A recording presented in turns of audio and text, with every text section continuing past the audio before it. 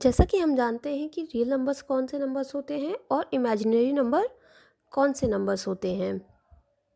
जब हम real number और इमेजिनरी नंबर दोनों को मिला देते हैं तो इन दोनों को मिलाने से जो नंबर बनता है उसी को हम क्या कहते हैं, कॉम्प्लेक्स नंबर्स।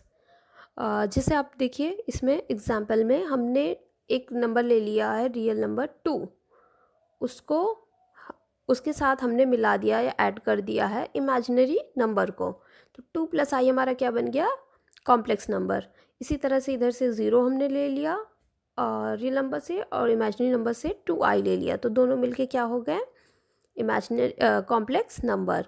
इसी तरह से -4 ले लिया, इधर से 3i ले लिया, तो ये बन गया कॉम्प्लेक्स नंबर्स। इसी तरह से 1.5 और 4i इन दोनों को मिला लिया, ये बन गया कॉम्प्लेक्स नंबर्स। इसी तरह √2, 5i, पाई + 6i, तो ये हमारे नंबर्स क्या कहलाते हैं बच्चों, कॉम्प्लेक्स नंबर्स। और इसे हम कॉम्प्लेक्स क्यों कहते हैं ये भी समझ लेते हैं।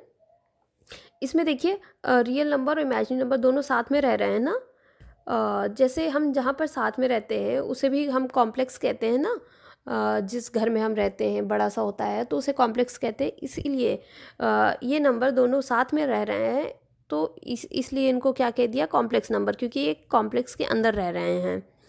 तो कॉम्प्लेक्स का मतलब यहाँ पर इंग्लिश वाले कॉम्प्लेक्स से नहीं है बच्चों कि बहुत कॉम्प्लिकेटेड। कॉम्प्लेक्स का मतलब ये होता है ना कॉम्प्लिकेटेड या कठिन या टफ हो जाना, उससे लेना देना नहीं। यहाँ सिंपल बस मैथमेटिक्स में यही मतलब है कॉम्प्लेक्स यूज़ करने का, कि जब हम रियल और इमेजिनरी नंबर दोनों को एक ही उसमें रख देते हैं, साथ में रख देते हैं, उन्हीं को हम क्या कहते हैं, कॉम्प्लेक्स नंबर्स कहते हैं।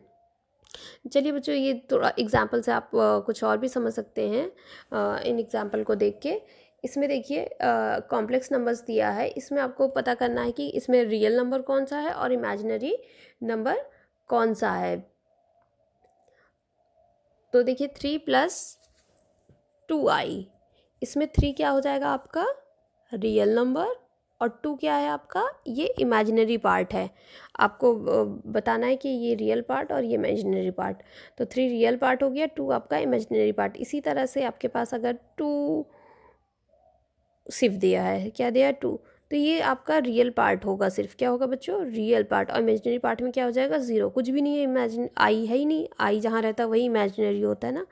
इसी तरह से आप मान लीजिए 6i में रियल पार्ट तो है ही नहीं बच्चों। देखिए इसमें आई है तो यानी ये इमेजिनरी पार्ट है, रियल पार्ट नहीं है। तो इसमें रियल पार्ट में क्या हो जाएगा, 0, और इमेजिनरी पार्ट में क्या हो जाएगा, 6। तो ये नंबर आपका जो होगा ये प्योरली आपका क्या हो जाएगा, इमेजिनरी नंबर। और ऊपर वाला जो नंबर है देखिए इसमें कोई इमेजिनरी नंबर नहीं है, तो ये प्योरली रियल नंबर हो जाएगा आपको। तो बच्चों आपको समझ में आया कि कॉम्प्लेक्स नंबर्स कौन से नंबर्स होते हैं, जब हम रियल नंबर और इमेजिनरी नंबर दोनों को एक साथ लिख देते हैं वो नंबर्स हमारे क्या कहलाते हैं, कॉम्प्लेक्स नंबर्स। Thank you.